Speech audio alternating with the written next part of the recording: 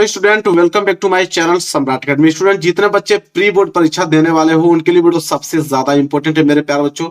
आज मैं आप लोगों को विज्ञान का एक वायरल पेपर बताने वाला हूं जो कि प्री बोर्ड परीक्षा में आप लोगों को पूछा जाएगा। ये पेपर 100% गारंटी मेरी पेपर आने वाला है। इस पेपर को तैयार कर लो ताकि प्री बोर्ड में भी आप लोग 90 और 95% लाकर दिखा दो कि भाई हम प्री बोर्ड में भी हम कम लाने वाले नहीं है। ठीक है, और इस वीडियो को इतना ज्यादा शेयर करो कि हर एक बच्चे का 90-95% आए। मेरे प्यारों, इस पेपर का पूरा सोल्यूशन बताने वाला हूं। पूरा सोल्यूशन देखकर जाना प्री बोर्ड परीक्षा में और पूरा का पूरा 70 में 70 नंबर करके आना। और ये पेपर मेरे प्यारों जो कितने नंबर का है, 70 नंबर का। देखो यहाँ पे कितने नंबर का है, 70 नंबर का यह पेपर है। और इसे हल करने के लिए आपके पास समय सेम उतना ही रहेगा जितना बोर्ड एग्जाम में आता है, 3 घंटे 15 मिनट। ठीक है, और बोला यहाँ पे शुरू में कि प्रारंभ के जो 15 मिनट मिलेंगे वो परीक्षार्थियों को प्रश्न पत्र पढ़ने के लिए निर्धारित है। मतलब 15 मिनट इस पेपर को, जो भी पेपर आपका है पूरा पेपर पढ़ लेना और 3 घंटे में इस पेपर को आपको सॉल्व करना है। फिर बोला है कि प्रश्न पत्र 2 खंडों में, खंड अ तथा खंड ब में विभाजित है। इसके बाद है कि खंड अ में जो है तथा खंड ब में 3 उपखंड है, क ख ग में विभाजित है। 3 उपखंड इसलिए होता है क्योंकि साइंस में मेरे प्यारे बच्चों फिजिक्स भी आता है, केमिस्ट्री भी आता है और बायो भी आता है, इसलिए 3 उपखंड आते हैं, क ख ग। इसके बाद है कि प्रश्न पत्र के खंड अ में बहुविकल्पीय प्रश्न है जिसमें सही विकल्प का चुनाव करके OMR शीट पर नीले अथवा काले बॉल पॉइंट पेन से सही विकल्प वाले गोले को पूर्ण रूप से क्या है, भरना है। मतलब कि खंड अ में जो 20 नंबर के ऑब्जेक्टिव क्वेश्चन आएंगे उनका उत्तर आपको OMR शीट में देना होगा, नीले अथवा काले बॉल पॉइंट पेन से उसे रंगना होगा। ठीक है, इसके बाद बोला है कि खंड अ में बहुविकल्पीय प्रश्न हेतु प्रत्येक प्रश्न के लिए 1 अंक निर्धारित है। मतलब एक बहुविकल्पीय प्रश्न 1 नंबर का पूछा जाएगा।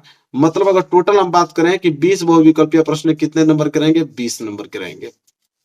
क्लियर हो गया। आगे देखो, अगला बोला है कि खंड ब में जो है वर्णनात्मक प्रश्न रहेंगे। इसके बाद है कि प्रत्येक प्रश्न के सम्मुख उनके निर्धारित अंक दिए गए, मतलब हर एक प्रश्न के आगे बताया गया कि प्रश्न कितने नंबर का है। इसके बाद है कि खंड ब के प्रत्येक उपखंड के सभी प्रश्न एक साथ करना आवश्यक है। प्रत्येक उपखंड नए पृष्ठ से प्रारंभ कीजिए। मतलब अगर उपखंड क आपने कर दिया, अगर उपखंड ख स्टार्ट करने वाले हो तो नए पृष्ठ से आपको प्रारंभ करना है। ठीक है, इसके बाद है कि सभी प्रश्न अनिवार्य है, जितने प्रश्न है सभी प्रश्न करना अनिवार्य है।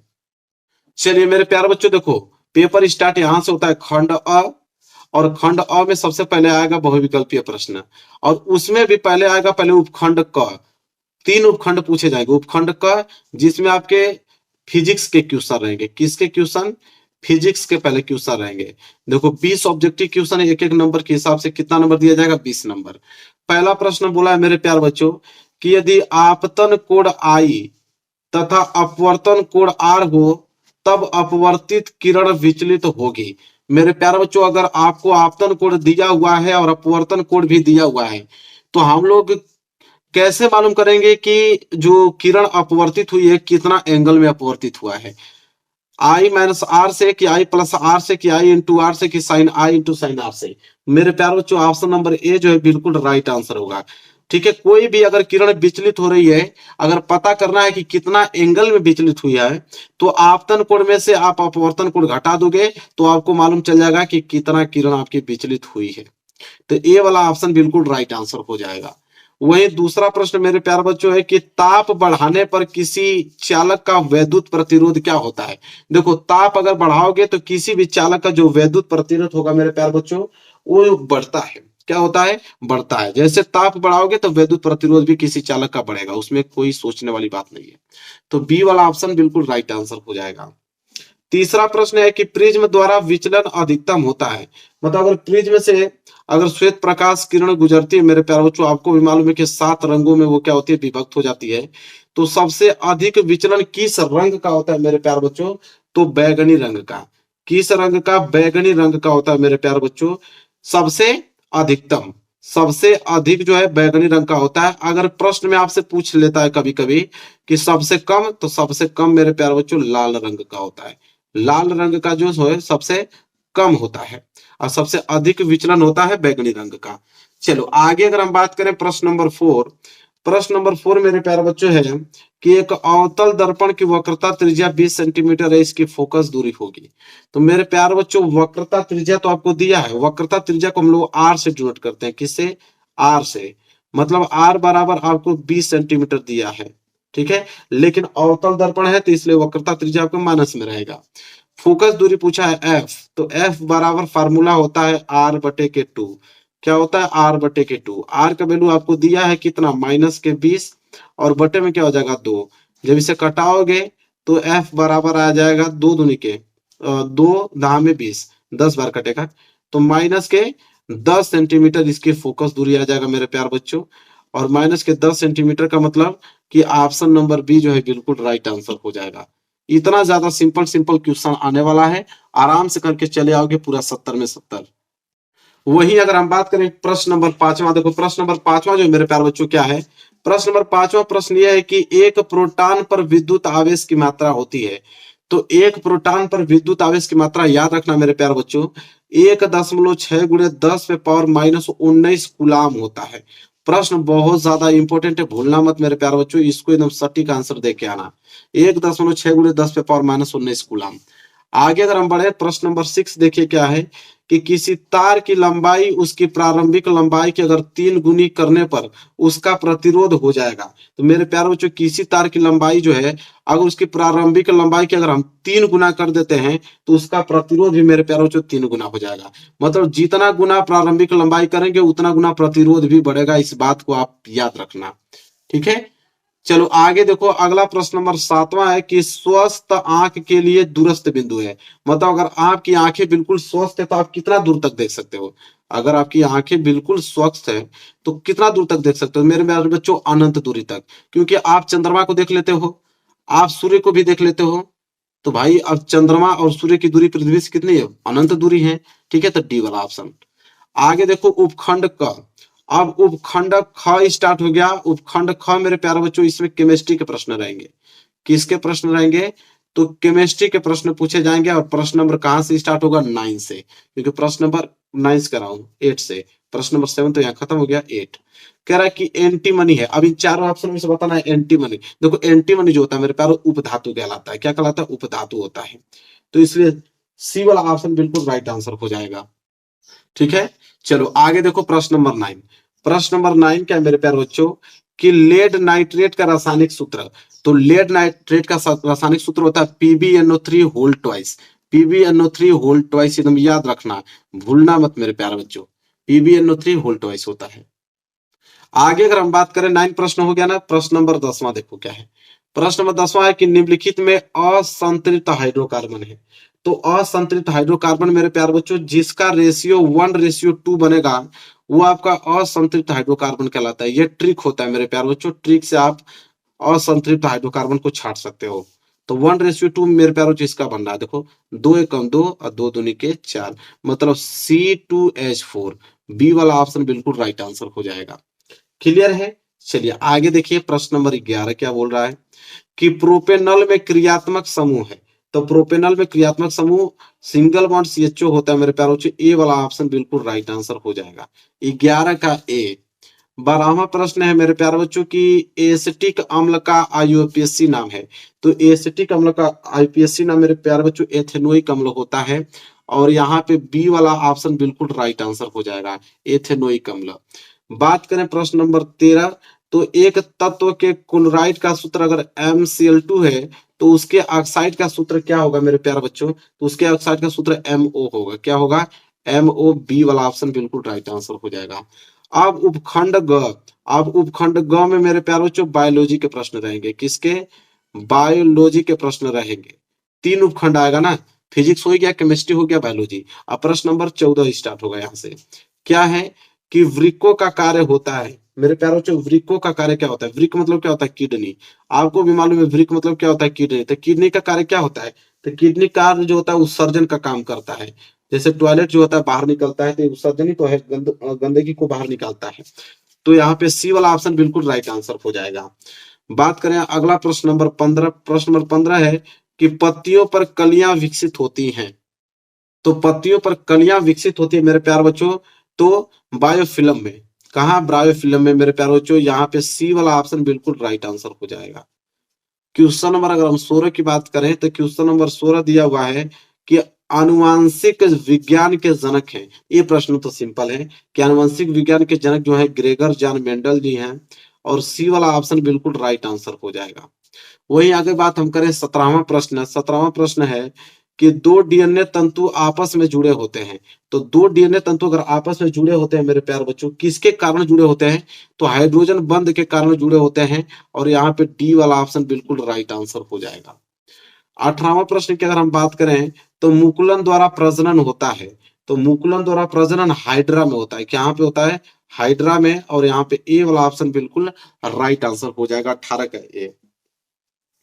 आगे देखेंगे 19वां प्रश्न जो है कि मेंडल का प्रायोगिक पौधा था, मतलब मेंडल आनुवंशिक जो नियम दिया था वो किस पौधे पे दिया था मेरे प्यारे बच्चों? तो यहाँ पे उद्यान मटर, बी वाला ऑप्शन बिल्कुल राइट आंसर हो जाएगा। किस पे? उद्यान मटर। आगे देखेंगे 20वां प्रश्न मेरे प्यारे बच्चों, निम्न में से कौन सा एक मानव में मादा जनन तंत्र का भाग नहीं है? तो मादा जनन तंत्र का भाग जो मेरे प्यारे बच्चों शुक्रवाहिका नहीं होता है। शुक्रवाहिका जो है मादा जनन तंत्र का भाग नहीं है। तो 20 का सी वाला ऑप्शन।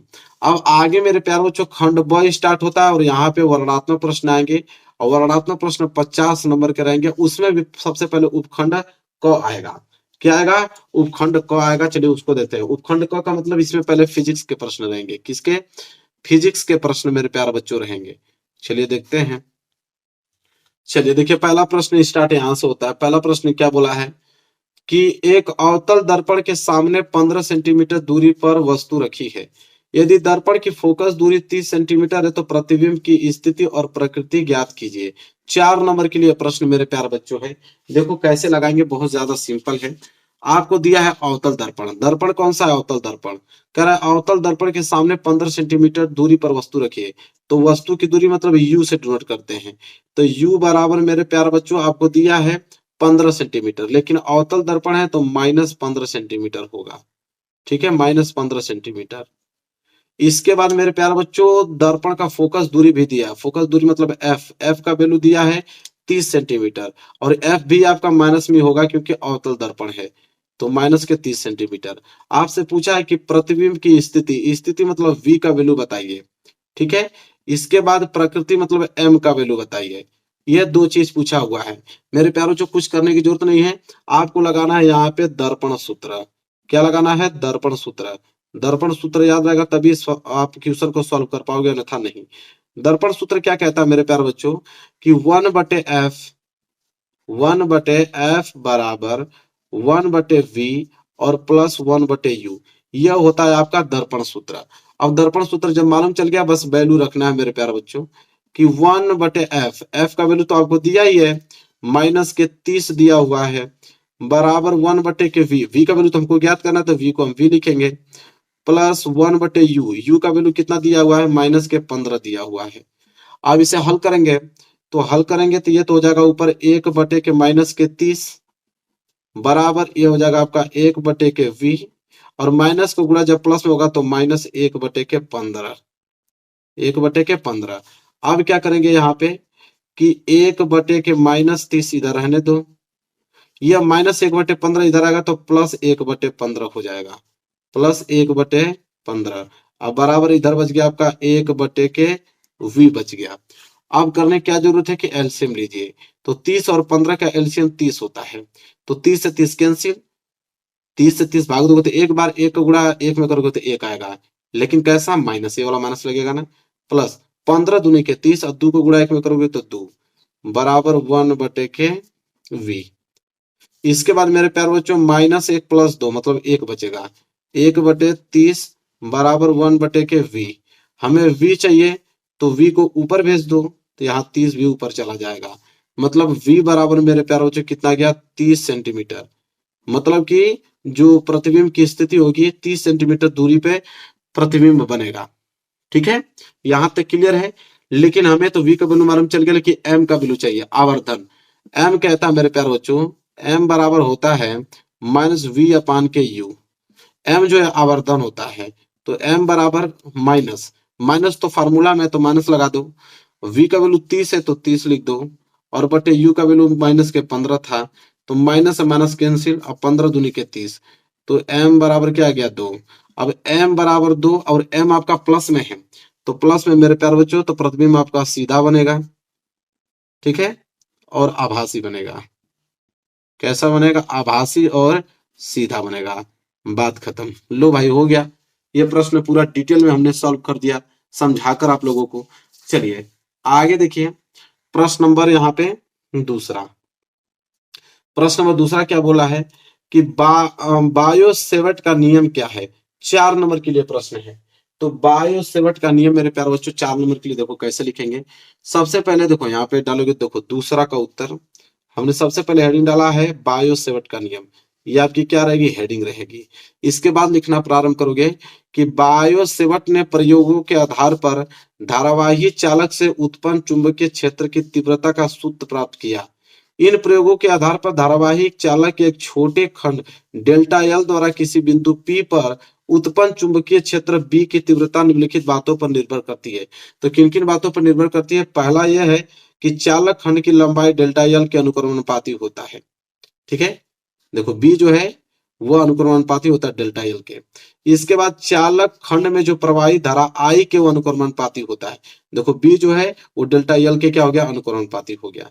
इसके बाद क्या बोला है कि चालक खंड से बिंदु की दूरी r के वर्ग के व्युत्क्रमानुपाती होता है। देखो बी जो है वो r के वर्ग के व्युत्क्रमानुपाती के हो गया, ठीक है। इसके बाद क्या बोला? लास्ट है कि धारा की दिशा तथा बिंदु के बीच के कोण की ज्या के अनुक्रमानुपाती होता है। देखो बी जो है वह अनुक्रमानुपाती होता है साइन थीटा के। यही 4 बातों पर निर्भर करता है। ये 4 बातें अगर आप लिख देते हो तो बायो सेवर्ट का नियम हो गया समाहित। यहाँ पे चित्र बनाने के लिए भी बोलता है, तो ये आप चित्र बना लेना। यहाँ पे बायो सेवर्ट का ये चित्र है, फिगर नहीं बनाओगे तभी भी चलेगा, लेकिन मैं आपको डिटेल में सोल्यूशन करा रहा हूँ इसलिए पूरा बता रहा हूँ आप लोगों को। चलिए मेरे प्यारे बच्चों, ये भी प्रश्न 4 नंबर का पूरा हमने क्लियर करा दिया। आगे देखो तीसरा प्रश्न क्या है कि 20 ओम प्रतिरोध की कोई विद्युत स्त्री 5 एम्पियर विद्युत धारा लेती है तो 30 सेकंड में उत्पन्न ऊष्मा परिकलित कीजिए। चलो इसको लगाते हैं। ये भी प्रश्न बहुत ज्यादा सिंपल है मेरे प्यारे बच्चों। सबसे पहले कि जो जो चीज दिया है उसको लिखते हैं। जैसे 20 ओम प्रतिरोध, प्रतिरोध का मतलब आर बराबर आपको दिया है कितना? 20 ओम। तो जो जो चीज दिया है पहले आप उसको लिख लो 20 ओम। इसके बाद बोला है कि 5 एम्पियर विद्युत धारा लेता है। धारा का मतलब आई, धारा को आई से डिनोट करते हैं। आई बराबर 5 एम्पियर, तो 5 एम्पियर हमने धारा लिख लिया। इसके बाद 30 सेकंड में मतलब टी समय जो है वो आपको 30 सेकंड दिया हुआ है, तो समय को हमने लिख लिया 30 सेकंड, ठीक है। ऊष्मा परिकलित कीजिए। ऊष्मा मतलब एच का वैल्यू पूछा है, किसका? एच बराबर क्वेश्चन मार्क। अब मेरे प्यार बच्चों एच का फॉर्मूला ऐसा बताओ कि जो तीनों आ जाए। तो एक फॉर्मूला होता है एच बराबर आई स्क्वायर आर टी, यह फॉर्मूला होता है। अब इस फॉर्मूले से हम लोग क्या करेंगे? ऊष्मा निकाल लेंगे। तो H बराबर आई स्क्वायर, आई हमारे पास कितना है? 5, तो 5 का स्क्वायर करोगे तो 5 गुणे 5 लिख दो इसको, इंटू आर, आर का वैल्यू कितना है? 20 ओम, और टी का वैल्यू कितना है? 30 सेकेंड। तो H बराबर क्या हो जाएगा? 5 5 है 25, 25 दूना के 50, ठीक है, और 50 तिहाई 15, मतलब 1500 गुणा करोगे तो कितना आ जाएगा? 15। तब 15 और एक जीरो और बढ़ा लो, 15,000 आ जाएगा, ठीक है। तो H बराबर 15,000 ऊष्मा जो है वो परिकलित होगी। बात खत्म। यहां से आपको पूरा का पूरा 4 नंबर मेरे प्यारे बच्चों मिल जाएगा, 1 नंबर कटने वाला नहीं है, ठीक है। क्लियर हो गया? चलिए आगे देखते हैं। अगला प्रश्न नंबर है यहाँ पे 4। प्रश्न नंबर 4 मेरे प्यारे बच्चों ये कह रहा है कि 3 प्रतिरोध अगर R1 R2 R3 परस्पर अगर समांतर क्रम में जुड़े हैं तो इसके तुल्य प्रतिरोध के लिए सूत्र स्थापित करने के लिए दिया है कितने नंबर के लिए? 6 नंबर के लिए, ठीक है। तो 6 नंबर के लिए यहाँ पे दिया तुल्य प्रतिरोध स्थापित करने के लिए। अगर ये प्रश्न नहीं करते होते, प्रश्न अथवा करके और दिया हुआ है कि चुंबकीय क्षेत्र में स्थित धारावाही चालक पर लगाने वाले बल का सूत्र प्राप्त कीजिए। मैं आपको ये चौथा का पहला बता देता हूँ, बिल्कुल आसान है और इसमें 6 नंबर का सवाल है। पूरा डिटेल में मेरे प्यारे बच्चों लिखना, 6 नंबर आपको मिलने वाला है। देखो प्रतिरोध का समांतर क्रम संयोजन। सबसे पहले समांतर क्रम संयोजन होता क्या है वो देखो, कि वह संयोजन जिनमें सभी प्रतिरोधों के पहले सिरे को बिंदु X से जोड़ देते हैं तथा सभी प्रतिरोधों के दूसरे सिरे को बिंदु Y से जोड़ देते हैं। देखो ये 3 प्रतिरोध है R1 R2 R3। इसके पहले सिरे को देखो, ये पहला सिरा है जो कि X से जोड़ दिया है और इसके लास्ट सिरे को Y से जोड़ दिया है। तो वही चीज बोला है, दूसरे सिरे को Y से जोड़ देते हैं। और यदि 3 से अधिक प्रतिरोध है तो आगे भी इसी क्रम में जोड़ देते हैं। तब प्रतिरोध के इस संयोजन को हम लोग समांतर क्रम संयोजन कहते हैं। ठीक है, मतलब एक और प्रतिरोध रहेगा तो फिर उसी तरह इसको भी जोड़ देंगे। ठीक है, तो प्रतिरोध के पहले सिरे को X से जोड़ दिया, प्रतिरोध के लास्ट वाले सिरे को Y से जोड़ दिया। इसी को हम लोग बोलते हैं समांतर क्रम संयोजन। इसके बाद ये वाला चित्र बनना। चित्र बनाने के बाद मेरे प्यारे बच्चों देखो क्या है कि प्रतिरोध का समांतर क्रम संयोजन, हेडिंग डाल लेना नीचे। फिर लिखना कि माना 3 प्रतिरोध है R1 R2 R3 समांतर क्रम में जुड़े हैं। देखो R1 R2 R3 3 प्रतिरोध समांतर क्रम में जुड़े हैं। फिर तब इन प्रतिरोधों पर विभवांतर समान मात्रा में होगा। ठीक है, अगर 3 प्रतिरोध समांतर क्रम में जुड़े हैं तो जो विभवांतर होगा वो तीनों में क्या होगा, समान होगा। जबकि इन पर विद्युत धाराएं I1 I2 I3 होगी। लेकिन इतना याद रखना, विद्युत धारा जो होगा तीनों में अलग होगा। इसमें I1 होगा मेरे प्यारे बच्चों, इसमें आपका I2 और इसमें आपका I3 होगा। अगर 3 प्रतिरोध समांतर क्रम में जुड़े हैं तो विभवांतर तो समान होगा लेकिन धारा तीनों में अलग अलग होगी। वही चीज में लिखा हूं। इसके बाद देखो अब हम लगाएंगे ओम का नियम। अब पहले में ओम का, देखो इतना में ओम का नियम लगाएंगे, फिर इतना में ओम का नियम लगाएंगे, फिर इस वाले में ओम का नियम लगाएंगे। तो पहला में तो I बराबर V अपान के R1, ये ओम का नियम लग गया। दूसरा में लगाएंगे तो I2 बराबर V अपान के R2। फिर तीसरा में लगाएंगे तो I3 बराबर V अपान के R3। ये ओम का नियम ही तो है। ठीक है, तीनों में ओम का नियम लगा दिया। इसके बाद लिखेंगे कि माना X और Y बिंदुओं के बीच कुल धारा I है। मतलब अब यहाँ पे तीनों धारा I1 I2 I3 है, लेकिन मैं तीनों को I सिर्फ टोटल I धारा मान लेता हूं। ठीक है, अगर टोटल आपने I धारा मान लिया मेरे प्यार बच्चों, तो वो जो I होगा वो तीनों के योग के बराबर होगा। अगर टोटल धारा को हमने I मान लिया तो I जो होगा I1 प्लस I2 I3 के तीनों को मिला के बराबर होगा, क्योंकि टोटल धारा को हमने I मान लिया। फिर लिखेंगे मान रखने पर। अब मेरे प्यारे बच्चों देखो समीकरण 1 में हम लोग क्या करेंगे, मान रखेंगे। तो I बराबर क्या हो जाएगा, V अपान के R1 प्लस V अपान के R2 प्लस V अपान के R3। होगा कि नहीं होगा, कुछ करने की जरूरत नहीं। अब देखो I बराबर, देखो I बराबर I1 का वैल्यू हमने V अपान के R1 लिख दिया पीछे से। देखो I1 की जगह हमने V अपान के R2 लिख दिया, I2 की जगह मैंने ये वाला वैल्यू रख दिया, I3 की जगह हमने ये वाला वैल्यू रख दिया। वही चीज तो है। देखो यहाँ पे तीनों का वैल्यू हमने रखा, तो यह वाला चीज आपको मालूम चल गया। ठीक है, अब कुछ करने की जरूरत नहीं है। माना X और Y बिंदुओं के बीच तुल्य प्रतिरोध R है। अब प्रतिरोध को R हमने मान लिया, तो I बराबर V अपान के R हो जाएगा। इसे समीकरण दूसरा मान लो। अब देखो समीकरण पहला और समीकरण दूसरा की तुलना करने पे, अब देखो तुलना करने पे क्या होगा, ये जो I है, I की जगह हमने V अपान के R रख दिया, इस I की जगह हमने V अपान के R रख दिया। देखो रख दिया, बाकी तीनों चीज जो है डिट्टो हमने उतार दिया इस तरह। इसके बाद V अपान के R, अब इन तीनों में V कॉमन ले लिया, V कॉमन ले लिया तो यहाँ पे V कॉमन ले लिया तो 1 बचेगा, ये भी V कॉमन हो गया तो 1 बचा, यहाँ V कॉमन ले तो 1। ठीक है, अब देखो ये V से ये वाला V कैंसिल हो गया, तो यहाँ पे 1 आ गया, 1 बटे R बराबर इधर बच गया 1 बटे R1 प्लस 1 बटे R2 प्लस 1 अपन R3। बात खत्म। ये तुल्य प्रतिरोध का सूत्र स्थापित हो गया। जब 3 प्रतिरोध समांतर क्रम में जुड़े हों तो तुल्य प्रतिरोध निकालने का सूत्र यही होता है। बस अब ये 6 नंबर के लिए है, 6 मार्क्स के लिए। तो नोट कर लो मेरे प्यार बच्चों, 6 मार्क्स एकदम बिल्कुल आप लोगों को क्लियर मिल जाएगा, 1 नंबर कटने वाला नहीं है। क्लियर है आप लोगों को, कोई डाउट नहीं होना चाहिए। चलिए आगे देखिए। अब उपखंड यहाँ पे ख स्टार्ट हो गया, उपखंड ख, जिसमें मेरे प्यारे बच्चों केमिस्ट्री के प्रश्न रहेंगे। किसके प्रश्न रहेंगे, केमिस्ट्री के प्रश्न रहेंगे। अब क्वेश्चन नंबर 5 स्टार्ट हो गया यहाँ से। क्वेश्चन नंबर 5 क्या कह रहा है कि निम्नलिखित अभिक्रिया में प्रत्येक के लिए संतुलित रासायनिक समीकरण लिखिए। 4 प्रश्न है 4 नंबर के लिए। ठीक है, अब मेरे प्यारे बच्चों संतुलित रासायनिक समीकरण लिखना है। चलो देखो पहला वाला लिखते हैं। पहला वाला मेरे प्यारे बच्चों है कि अगर सोडियम सल्फेट और बेरियम क्लोराइड मिलकर बेरियम सल्फेट और क्या बनाते हैं। देखो सोडियम सल्फेट मेरे प्यारे बच्चों है, सोडियम सल्फेट को हम लोग लिखेंगे NaSO4, ये आपका सोडियम सल्फेट है, बीच में प्लस है, अब बीच में प्लस लगाओगे। इसके बाद बेरियम क्लोराइड, बेरियम क्लोराइड का सूत्र होता है BaCl2, बेरियम क्लोराइड मिलकर क्या बनाता है मेरे प्यारे बच्चों, बेरियम सल्फेट। बेरियम सल्फेट का मतलब BaSO4, बेरियम सल्फेट। और प्लस यहाँ पे खाली स्थान है, और क्या बनाएगा मेरे प्यारे बच्चों, तो बच गया क्या है, यहाँ से Na बच गया और यहाँ से Cl बच गया, मतलब NaCl, मतलब यहाँ पे हो जाएगा NaCl। संतुलित करना है तो इसके आगे सिर्फ 2 आप लगा दो, ये पूरी की पूरी समीकरण संतुलित हो गया, बात खत्म। दूसरा देखो क्या है, दूसरा है मरकरी ऑक्साइड। मरकरी ऑक्साइड का सूत्र होता है मेरे प्यारे बच्चों, मरकरी होता है Hg, ऑक्साइड है तो O लगा दो, तो HgO। संतुलित करना है, यहाँ पे 2 लगा दो, मैं डायरेक्ट संतुलित करता हुआ रिएक्शन लिख रहा हूँ।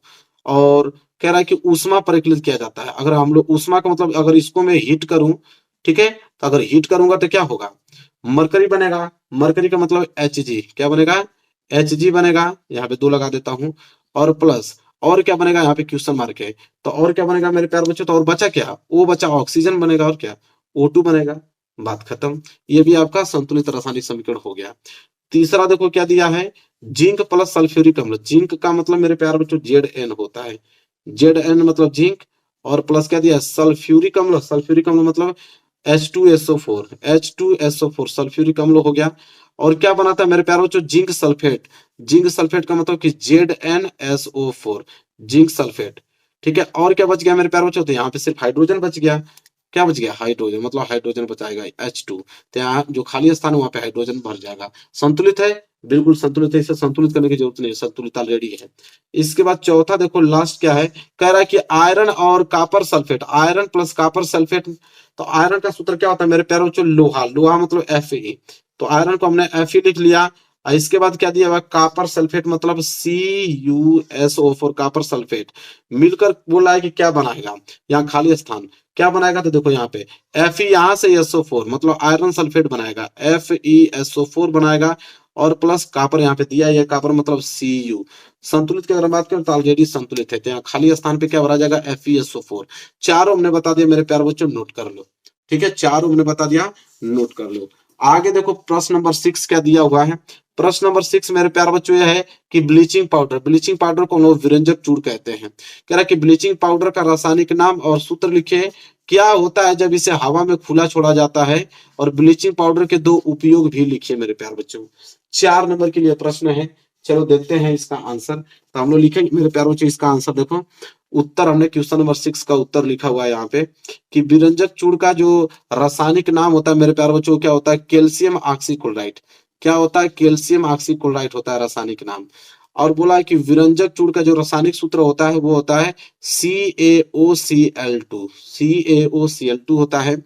जब विरंजक चूर्ण को वायु में उद्रासित किया जाता है, मतलब छोड़ दिया जाता है, तो वो अपने गुणों में विकृति पाता है, और वायु में उपस्थित किससे, कार्बन डाइऑक्साइड से, किससे, कार्बन डाइऑक्साइड इससे क्रिया करता है, और इस कारण वो किसमें, कैल्शियम कार्बोनेट, देखो किसमें, कैल्शियम कार्बोनेट और क्लोरीन गैस उत्पन्न करता है रिएक्शन करने के बाद, और विरंजक चूर्ण के गुण क्या हो जाते हैं, नष्ट हो जाते हैं। अब यहाँ पे उपयोग भी पूछा था, तो पहला देखो, यह विरंजक कॉटन टेक्सटाइल उद्योगों में, लिनन लॉन्ड्री में विरंजित कपड़ों को धोने के लिए प्रयुक्त किया जाता है या प्रयुक्त होता है। पूरा जो भी प्रश्न बोला था हमने पूरा का पूरा आंसर दे दिया, और यहाँ पे 4 में 4 नंबर हम लोगों को मिलेगा, 1 नंबर कटने वाला नहीं है। देखिए आगे देखते हैं मेरे प्यारे बच्चों, अगला है प्रश्न नंबर 7वां, ठीक है। 7वां है कि अयस्क के सांद्रण से आप क्या समझते हैं, और अयस्क के सांद्रण की मुख्य विधियों का वर्णन करो, ठीक है। यह प्रश्न कितने नंबर के लिए, 6 नंबर का है। चलिए देखते हैं इसका उत्तर 7वें का, ठीक है। देखो 7वें का है, यहाँ पे हमने लिखा है उत्तर नंबर 7वां, और यहाँ पे लिखा है कि अयस्क सांद्रण की सामान्य विधियां। यहाँ हेडिंग डालोगे अयस्क सांद्रण की सामान्य विधियां, फिर लिखना प्रारंभ करोगे कि अयस्क या खनिज पृथ्वी से निकाले जाते हैं, जिनके साथ अनेक प्रकार के व्यर्थ पदार्थ होते हैं, जिन्हें हम लोग क्या कहते हैं, गैंग कहते हैं। और निष्कर्षण की प्रक्रिया से पहले उन्हें हटाना आवश्यक होता है, और इस प्रकार गैंग का साथ हटाने से अयस्क में धातु की मात्रा अधिक हो जाती है, जिसे हम लोग क्या कहते हैं मेरे प्यारे बच्चों, सांद्रण कहते हैं। पूरा बता दिया। एक विधि भी पूछा था, एक विधि चलो हम बता देते हैं, फैन प्लावन विधि बता देते हैं। फ्लैन प्लावन विधि देखो कैसे प्रयोग होता है, लिखेंगे कि इस विधि में क्या होता है कि बारीक पीसे हुए अयस्क को हम जल एवं किसी उपयुक्त तेल के साथ एक बड़े टैंक में मिलाया जाता है, और खनिज कण पहले ही तेल से भीग जाते हैं, जबकि गैंग के कण पानी से भीग जाते हैं। अब इस मिश्रण में से बुलबुलों के रूप में वायु प्रवाहित की जाती है, जिससे खनिज कण युक्त तेल के झाग या फेन बन जाते हैं जो जल की सतह पर तैरने लगते हैं, जिन्हें बड़ी सरलता से जल के ऊपर से निकाला जाता है। तांबा, सीसा तथा जिंक के सल्फाइड का सांद्रण करने के लिए इस विधि का प्रयोग किया जाता है। मेरे प्यार बच्चों, पूरा का पूरा आंसर बता दिया, सातवें का नोट कर लो और उत्तर लिख के चले आना। देखो सातवां में दो चीज, अगर सातवां वाला में ये नहीं कर पाते हो, सातवां में अगर ये नहीं करते हो तो अथवा करके एक और दिया हुआ है ऑप्शन में आप लोगों को कि रासायनिक अभिक्रिया किसे कहते हैं और ये कितने प्रकार की होती है और प्रत्येक को उदाहरण सहित समझाइए 6 नंबर के लिए। ये भी प्रश्न इंपोर्टेंट है, दोनों में से कोई एक ही करना है, लेकिन प्रश्न इतना ज्यादा इंपोर्टेंट है कि मुझे बताना बहुत ही ज्यादा जरूरी है इसको। चलो इसको नोट करो, बहुत ही ज्यादा जरूरी है, इससे प्रश्न आना ही बनेगा कि कभी किसी कीमत पे बनेगा। ये प्रश्न इतना ज्यादा इंपोर्टेंट है। देखो लिखेंगे रासायनिक अभिक्रिया, जब एक या एक से अधिक पदार्थ परस्पर अभिक्रिया करके नए पदार्थ बनाते हैं तो ऐसी अभिक्रिया को रासायनिक अभिक्रिया कहते हैं। मतलब एक या एक से अधिक पदार्थ आपस में मिलकर कोई एक नया पदार्थ बनाए तो उसे हम लोग रासायनिक अभिक्रिया कहते हैं। ठीक है, उदाहरण के तौर पे हमने एक लिया है कि जैसे मैग्नीशियम जब हाइड्रोक्लोरिक अम्ल से क्रिया करता है तो मैग्नीशियम क्लोराइड व हाइड्रोजन गैस बनाता है और इस अभिक्रिया को निम्नलिखित समीकरण से प्रदर्शित करते हैं। देखो समझ में आएगा आप लोगों को। जैसे ये देखो मैग्नीशियम है और ये आपका हाइड्रोक्लोरिक अम्ल है, ये दो पदार्थ हैं। अब ये दो पदार्थ आपस में जुड़कर और यहाँ पे बना दिया मैग्नीशियम क्लोराइड और यहाँ पे बना दिया हाइड्रोजन। तो दो पदार्थ आपस में मिलकर एक अलग पदार्थ का निर्माण कर रहे हैं, तो ये क्या कहलाएंगे मेरे प्यार बच्चों? रासायनिक अभिक्रिया इनमें हुई है। ठीक है, अब अगली हेडिंग डालोगे रासायनिक अभिक्रिया के प्रकार। लिखोगे कि मुख्य रूप से रासायनिक अभिक्रिया मेरे प्यार बच्चों निम्नलिखित प्रकार से होती है। पहला जो होता है मेरे प्यार बच्चों वो होता है संयोजन या संकलन अभिक्रिया। पहला क्या होता है? संयोजन अभिक्रिया, या उसे आप संकलन अभिक्रिया भी कह सकते हो। लिखोगे कि संयोजन अभिक्रिया वह रासायनिक अभिक्रिया है जिसमें दो या दो से अधिक प्रकार के पदार्थ के अणु परस्पर जुड़कर केवल एक ही प्रकार के पदार्थ के अणु बनाते हैं। मतलब दो या दो से अधिक पदार्थ के अणु जुड़कर सिर्फ एक ही पदार्थ के अणु बनाएंगे तब समझो कि यह संयोजन अभिक्रिया हुआ है। जैसे देखो सोडियम जो धातु है वो क्लोरीन में जलकर सोडियम क्लोराइड बनाता है। देखो मैं एग्जांपल भी लिखा हूं, ये आपका क्या है? सोडियम। क्या है? सोडियम। ये आपका है क्लोरीन। सोडियम और क्लोरीन मिलकर यहाँ पे सोडियम क्लोराइड बना रहा है। देखो दो या दो से अधिक पदार्थ आपस में मिलकर केवल एक ही पदार्थ का निर्माण कर रहा है, मतलब संयोजन अभिक्रिया है। चलो दूसरा जो होता है मेरे प्यार बच्चों वो वियोजन अभिक्रिया होता है। वियोजन अभिक्रिया जो होता है ना वो संयोजन अभिक्रिया का जस्ट उल्टा होता है।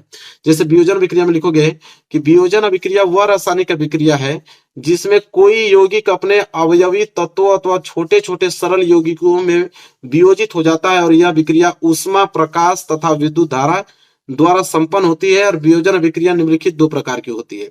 मतलब वियोजन अभिक्रिया क्या होती है कि एक पदार्थ, सिर्फ एक पदार्थ टूटकर कई अलग अलग पदार्थों में विखंडित हो जाए, उसे हम बोलते हैं वियोजन अभिक्रिया। वियोजन अभिक्रिया जो होता है वो ऊष्मा द्वारा होता है, क्योंकि किसी भी पदार्थ को ऊष्मा दोगे तभी वो अलग कणों में टूटेगा, या प्रकाश की ऊर्जा से या तो विद्युत की ऊर्जा से। ठीक है, तो वही कह रहा है कि ऊष्मा, प्रकाश और विद्युत द्वारा संपन्न होती है। बोला है कि यह अभिक्रिया दो प्रकार की होती है। पहला जो होता है ऊष्मीय वियोजन। लिखेंगे कि जब किसी पदार्थ के वियोजन की अभिक्रिया ऊष्मा देने पर होती है तो उसे हम ऊष्मीय वियोजन कहते हैं। जैसे देखो जिसमें पहला है पोटेशियम क्लोरेट का वियोजन। इसमें क्या होता है कि पोटेशियम क्लोरेट KClO3 को गर्म करने पर यह पोटेशियम क्लोराइड KCl तथा ऑक्सीजन में क्या हो जाता है? वियोजित होता है। देखो जैसे पोटेशियम क्लोरेट है ना, पोटेशियम क्लोरेट है और यह देखो ऊष्मा देने पर किसमें? पोटेशियम क्लोराइड और ऑक्सीजन में टूट गया। एग्जाम्पल भी हमने दे दिया। दूसरा होता है विद्युत वियोजन। लिखोगे कि जिस रासायनिक अभिक्रिया में यौगिक गलित अवस्था में जलीय विलयन में विद्युत धारा प्रवाहित करने पर वियोजन होता है उसे हम विद्युत वियोजन कहते हैं।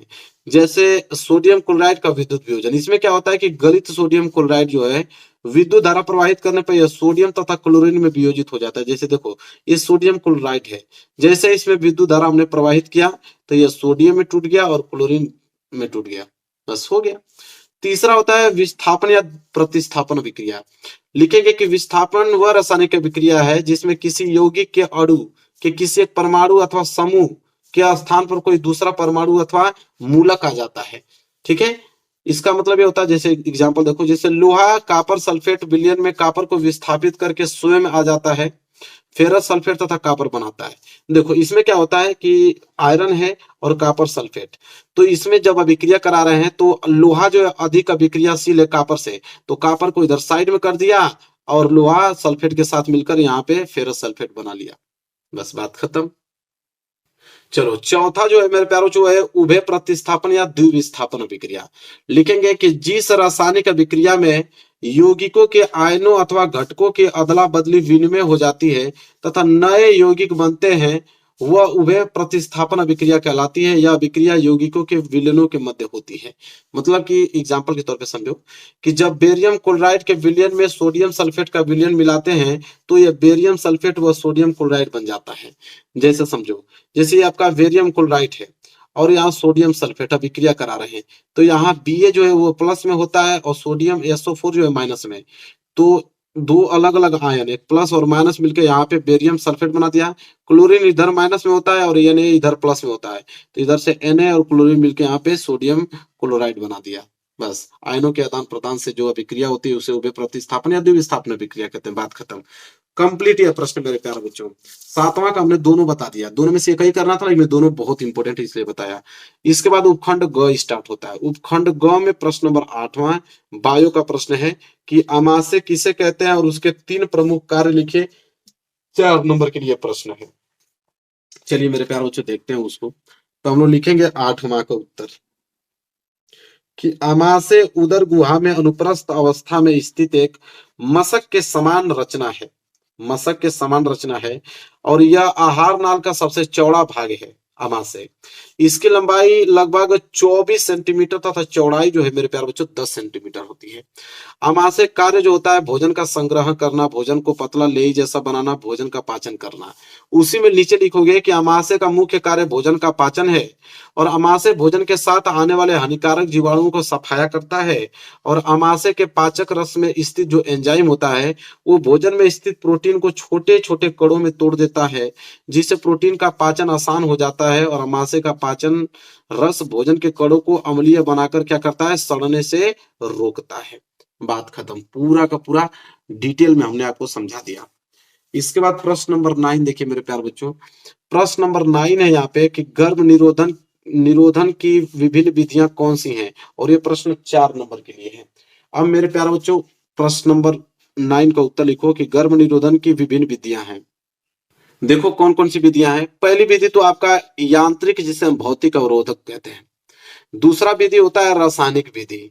तीसरा विधि होता है शल्य चिकित्सक विधि और चौथा है अंतरा गर्भाशय गर्भ निरोधक यंत्र, या इसी को हम लोग उपकरण IUD कहते हैं। अब अलग अलग हम देखेंगे। पहला जो था मेरे प्यारे बच्चों, हेडिंग डाल लेना, यांत्रिक या भौतिक अवरोध। इसमें क्या होता है मेरे प्यारे बच्चों कि नर योनि में शुक्राणुओं के प्रवेश को रोकने के लिए अनुरोध का उपयोग करते हैं। और पहला उसमें लिखना है कि मदाय डायाफ्राम या ग्रीवा टोपी का प्रयोग शुक्राणुओं के गर्भाशय तथा अंडवाहिनी में प्रवेश करने को रोकने के लिए वो करती हैं। ठीक है। और दूसरा होता है मेरे प्यारे बच्चों रासायनिक विधि। इसमें क्या होता है कि औरतें 2 प्रकार की गोलियां का उपयोग करती हैं। पहला मुख गोलियां, ये गोलियां हार्मोन्स युक्त होती हैं जो अंडाशय से अंडोत्सर्ग जिसे अंड या डिंब के मोचन को रोकती हैं। उदाहरण माला डी सहेली। और दूसरा होता है योनि गोलियां, और इन गोलियों में रसायन होते हैं जो शुक्राणुओं को क्या कर देते हैं, मार देते हैं। इसके बाद तीसरा आता है शल्य चिकित्सा विधि, जिसे हम वेक्सेटाइम, जिसे हम लोग पुरुष नसबंदी कहते हैं। इसमें लिखेंगे कि शुक्रवाहिकों के एक छोटे से भाग को शल्य चिकित्सा द्वारा अलग कर देना वेक्सेटाइम कहलाता है। और शुक्रवाहिका वे नलिका होती है जो नरों में शुक्राणुओं को वृषण के माध्यम से मूत्र मार्ग तक लेकर जाती हैं। और दूसरा होता है टूबेक्सेटाइम, जिसे हम लोग महिला नसबंदी कहते हैं, टूबेक्सेटाइम। ठीक है। लिखेंगे कि डिंब वाहिनी नलिकाओं के एक भाग को काटकर अलग कर देना ट्यूबेक्टोमी कहलाता है। और यह प्रक्रिया अंड डिंब को आगे डिंब वाहिनी तथा गर्भाशय में जाने से क्या करती हैं, रोकती हैं। और चौथा मेरे प्यार बच्चा होता है अंतरा गर्भाशय गर्भ निरोधक यंत्र।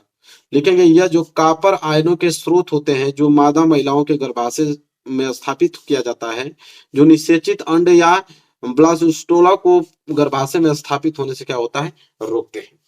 तो 4 था गर्भ निरोधन की विभिन्न विधियां चारों को हमने बता दिया मेरे प्यारे बच्चों। आगे देखते हैं अगला प्रश्न। देखो मेरे प्यारे बच्चों, प्रश्न नंबर 10वां। प्रश्न नंबर 10वां है कि स्व परागण के लिए आवश्यक अनुकूल तथा अनेक लाभ हानि लिखिए। कि स्व परागण के लिए जो अनुकूल है उनके लिए लाभ और हानि बताइए। 4 नंबर के लिए प्रश्न है।